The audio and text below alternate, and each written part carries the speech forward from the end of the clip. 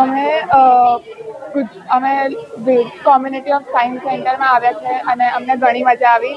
આજે national space ડેના અમે ઘણા બધા ક્વેશ્ચન રેડી કર્યા હતા અને અહીંયાના ઘણા ક્વેશ્ચન જાણીને અમને ખૂબ નોલેજ મળી છે. And thanks to community of science centre.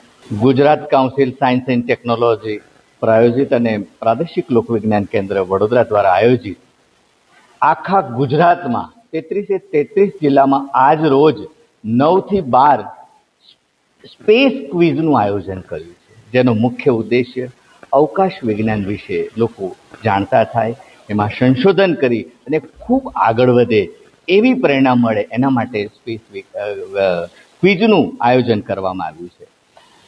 Space ક્વિઝમાં વિવિધ શાળાના લગભગ 60થી વધુ વિદ્યાર્થીઓએ આજે ભાગ લીધો, જેનો મુખ્ય આશય જે માનનીય પ્રધાનમંત્રી શ્રી મોદી સાહેબે 2023માં જે સફળ જે ચંદ્રયાન 3નું પ્રક્ષેપણ કર્યું એની મીઠી યાદને દર વર્ષે આપણે યાદ કરવા માટે અને વિદ્યાર્થીઓ વધુમાં વધુ સ્પેસમાં પ્રેરાય એના માટે આ ક્વિઝનું આયોજન કરવામાં આવ્યું હતું.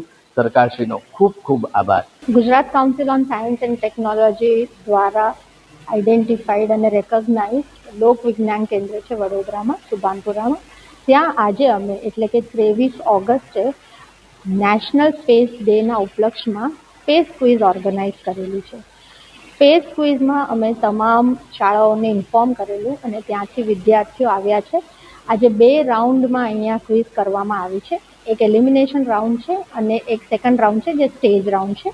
એમાંથી જે છોકરાઓ સિલેક્ટ થશે એ લોકોને ગુજકોસ તરફથી સાયન્સ સિટી અમદાવાદમાં જે છે ત્યાંની ફેમિલી સહિત એક વિઝિટ ફ્રીમાં આપવામાં આવશે અને જે વિનર્સ હશે એ લોકોને અમે સ્પેશિયલ કૂપન્સ આપવાના છે એની ટિકિટ માટેના, અને બધા જે વિદ્યાર્થીએ ભાગ લીધો છે એમને પાર્ટિસિપેશન સર્ટિફિકેટ આપવાના. આના પાછળનો મુખ્ય હેતુ એ છે કે આજનો દિવસ જે ઇમ્પોર્ટન્ટ છે, this marks the successful landing of Chandrayaan 3.